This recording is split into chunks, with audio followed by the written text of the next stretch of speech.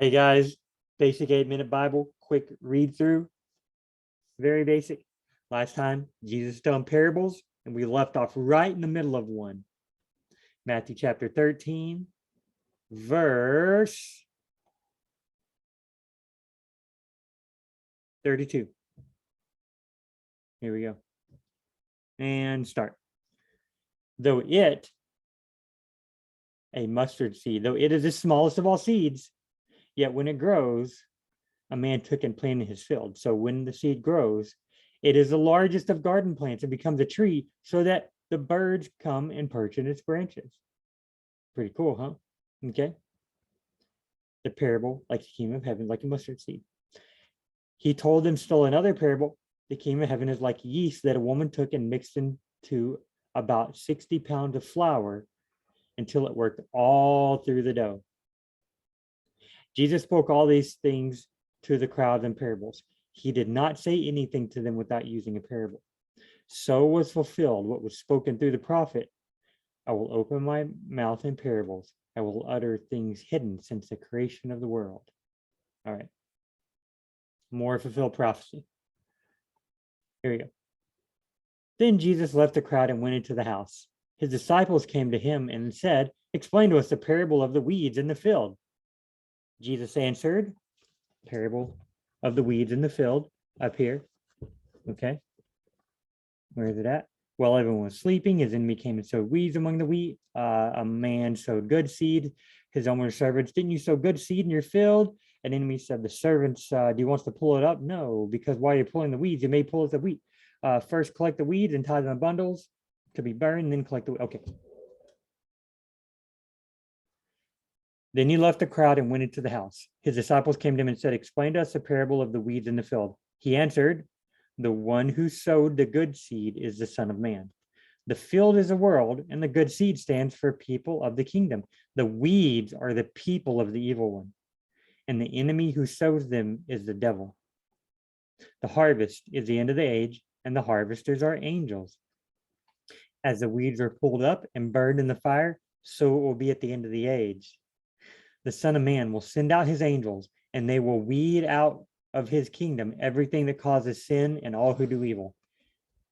Those evil ones will be thrown into the blazing fire, where there will be weeping and gnashing of teeth. But then the righteous ones, the wheat, will shine like the sun in the kingdom of their Father. Whoever has ears, let them hear." And remember, who is a righteous one? Someone who's just humble. That's what Jesus has said all this time. The meek shall inherit the earth. So. The kingdom of heaven is like treasure hidden in a field. Oh, more parables. When a man found the treasure, he hid it again, and then in his joy went and sold all he had and bought the field. Again, the kingdom of heaven is like a merchant looking for fine pearls. When he found one of great value, he went away and sold everything he had and bought the pearl. Once again, the kingdom of heaven is like a net that was let down into the lake and caught all kinds of fish. When it was full, the fishermen pulled it up on the shore. They sat down and collected the good fish in baskets, but threw the bad away. This is how it will be at the end of the age. The angel will come and separate the wicked from the righteous and throw them, in the bad ones, into the blazing furnace, where there will be weeping and gnashing of teeth. "Have you understood all these things?" Jesus asked. "Yes," the disciples replied. He said to them, "Therefore, every teacher of the law, the bad religious people, the religious teachers that he's chided earlier, you brood of vipers, people want to kill him. Every teacher of the law who has become a disciple in the kingdom of heaven is like the owner of a house who brings out of his storeroom new treasures as well as old." Good. Bring some new, bring some old. Even teachers of the law can be saved. When Jesus had finished these parables, he moved on from there. Coming to his hometown, Nazareth, I believe, he began teaching the people in their synagogue, and they were amazed. "Where did this man get this wisdom and these miraculous powers?" they asked. "Isn't this the carpenter's son?" So Joseph was a carpenter. "Isn't his mother's name Mary?" Okay. Remember that from chapter 1? Mary, the carpenter's son. His hometown is born in Bethlehem, but they went to Egypt. Then when they came back, they went to Nazareth and was raised. The subtitles, Jesus rejected at Nazareth. Revisits Nazareth. Okay. Carpenter's son is his mother named Mary. Aren't his brothers James, Joseph, Simon, and Judas? Aren't all his sisters with us? Where did this man get all these things? And they took offense at Jesus. But Jesus said to them, a prophet is not without honor except in his hometown and in his own home. And he did not do many miracles there because of their lack of faith. Excuse me. At that time, Herod the Tetrarch, heard the reports about Jesus. I thought Herod was dead. Remember, Herod dies, then they go to Egypt in chapter 1. Herod dies, they come back. And then it says, I'm sorry, then Herod doesn't die yet. Chapter 2, the Magi come. Then they go to Egypt. Then Herod kills all the kids. Then Herod dies. Then Joseph is told, hey, come back to Israel. Mary and Joseph in chapter 2 come back to Israel, but they heard that Herod's son, Archelaus, is reigning. So then they went to Nazareth. Okay. If it's confusing, go back and reread chapter 1 and 2. Shouldn't take that long. But this Herod, my last name is Allen. If I said Allen died, now Allen is reigning over here, talking about my brother.